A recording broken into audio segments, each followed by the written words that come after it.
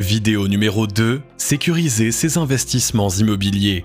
Je vous souhaite la bienvenue dans cette nouvelle vidéo. Je vous invite à vous abonner pour être tenu au courant de la sortie des nouvelles vidéos et si vous avez une question, n'hésitez pas à la mettre dans les commentaires.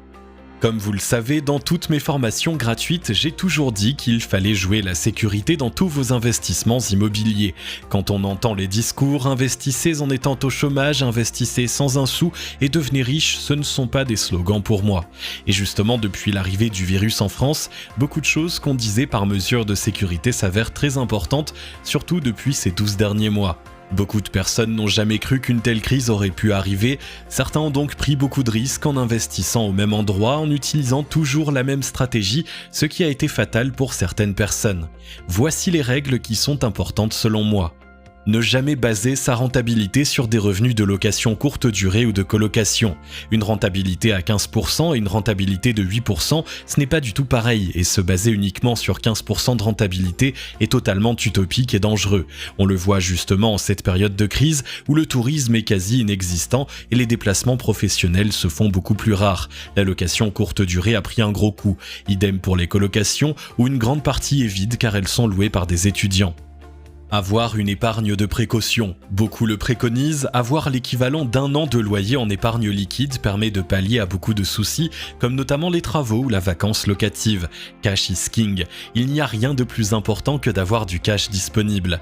Vous pouvez avoir plusieurs millions d'immobiliers, mais si vous n'avez pas de cash disponible, c'est risqué, car en cas de coup dur comme la crise actuelle, vous pourriez être obligé de revendre un bien afin d'avoir du cash. Ce cash permettra notamment d'avoir une sécurité en cas de travaux, puisque les travaux demandent un budget plus ou moins important, et si vous n'avez pas de cash en cas de travaux urgents, cela peut poser un souci. Faire plusieurs stratégies pour mutualiser les risques. Acheter des appartements, immeubles, entrepôts, afin d'avoir une cible de clientèle différente. Ne pas être dépendant d'une seule cible de locataires. En effet, pour la première fois depuis des années, la demande locative à Paris s'est effondrée puisque toutes les locations courte durée se sont transformées en locations meublées. Ce changement a fait que la demande était supérieure à l'offre, donc des propriétaires ont dû baisser leur loyer pour arriver à louer. Ne pas tout acheter au même endroit. Investissez dans plusieurs villes, voire plusieurs régions différentes. Un quartier ou même ville peut avoir du jour au lendemain une mauvaise réputation. Les émeutes, ça va vite et ça reste ancré. Plus généralement, actuellement, la crise n'impacte pas toutes les villes de la même manière. Certaines villes s'en sortent mieux que d'autres. C'est pour ça qu'investir dans plusieurs zones différentes est important. Pour aller plus loin, vous pouvez investir en immobilier dans d'autres pays pour sécuriser un maximum vos biens. Toujours calculer sa rentabilité avec 1 mois sur 12 de vacances locatives. C'est tentant de calculer sa rentabilité sur 12 mois, les chiffres sont toujours plus beaux, mais ce n'est jamais la réalité. Il y a toujours au moins quelques jours voire semaines de vacances. Le temps de trouver des nouveaux locataires, mais également pour travaux entre deux locataires, il y a toujours des jours ou semaines perdues. Avoir un cash flow conséquent pour ne jamais avoir à faire d'efforts d'épargne. Alors c'est facile à dire mais plus compliqué à faire dans des villes plutôt patrimoniales comme Paris ou Lyon, mais c'est pour cela qu'il faut diversifier. Il est important d'avoir des biens à cash flow dans certaines villes et des biens patrimoniaux dans d'autres villes. Quand je dis cash flow conséquent, à titre personnel, j'aime bien avoir au moins 500 € de cash flow par tranche de 100 000 € d'investissement. Par exemple, pour un investissement de 500 000 €, je dois avoir un cash flow de 2 500 € pour être satisfait. Quand je parle de cash flow, je parle de cash flow net, c'est-à-dire que j'y ai retiré tout ce qui est charges, taxes foncières, les éventuels travaux prévus durant l'année en cours et évidemment l'imposition. C'est donc le cash flow qui me reste dans la poche à la fin. La diversification hors immobilier est également importante. Je vous invite, dans la mesure du possible, d'essayer d'investir dans un maximum de sources de revenus différents, que ce soit du trading, de l'entrepreneuriat, de l'immobilier. Vous l'aurez compris, plus vous aurez de diversification et plus vous serez sécurisé. Il faut néanmoins à chaque fois investir de façon raisonnée et vous former si vous ne connaissez pas les domaines. Ne vous lancez pas dans un domaine sans vous former un minimum. Quand certains prônent d'avoir des immeubles avec un SMIC, oui, c'est possible de l'avoir, mais encore faut-il avoir les reins solides en cas de crise mondiale comme nous sommes en train de subir. Tout cela pour vous dire de ne pas prendre de risques inconsidérés. Il vaut mieux gagner moins d'argent et mettre plus de temps à gagner cet argent, mais le gagner sereinement et avec le moins de risques possible. Si demain vous êtes dans la merde, sachez que la banque n'en aura rien à faire. Vous avez signé un contrat avec votre banque qui vous oblige à une seule chose, rembourser votre crédit. Et s'il y a la crise, la la banque, c'est pas son problème, elle veut être payée, un point c'est tout.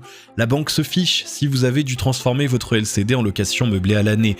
La banque se fiche si votre coloc ne se loue pas car les étudiants font des cours en visio. La banque s'en fiche que vous ayez du mal à payer votre crédit pour X ou Y raison. Tout cela pour dire que vous ne devez compter que sur vous-même et personne d'autre. N'attendez rien des autres, sécurisez un maximum vos investissements pour vivre de façon sereine. Cette période, nous pouvons la considérer comme une espèce de test où ceux qui ont bien suivi la stratégie de la prudence depuis le début s'en sortiront haut la main et ceux qui n'ont pas fait les choses correctement auront plus de mal, voire devront vendre des actifs pour s'en sortir. Il n'y aura peut-être plus de crise avant des années, voire des dizaines d'années, mais dans tous les cas, il faut se tenir prêt car une crise de ce genre peut revenir demain ou jamais. Alors maintenant que nous avons vu que tout peut arriver dans ce monde, il est important de toujours investir avec prudence. Je l'ai dit à plusieurs reprises dans ma formation gratuite, mais également beaucoup de formateurs sérieux, la prudence est maître mot car on n'est jamais à l'abri de rien. J'ai actuellement quelques appartements vides, on va dire l'équivalent de 15% de mon parc immobilier, mais ce n'est pas grave car il y a encore du cash flow. Même si je gagne moins, je préfère prendre mon temps pour louer que de me précipiter avec des locataires foireux au bout de quelques mois. Au début de la crise en mars 2020, j'ai eu peur, comme beaucoup de personnes, car j'avais beaucoup d'étudiants en locataire, mais j'ai eu peu de départs. Heureusement, j'avais un gros cash flow me permettant de combler mes locations vides. Dernière chose, on ne se fie jamais aux rentas donnés par le vendeur ou par l'agent immobilier, on refait le calcul nous-mêmes, car comme vous le savez, on n'est jamais mieux servi que par soi-même. Pour les abonnés de la chaîne, j'espère que vous n'êtes pas trop impactés et que vous avez joué la carte de la prudence. Comme vous le verrez dans toutes mes vidéos, je ne suis pas là pour vendre des formations car elles sont gratuites sur la chaîne.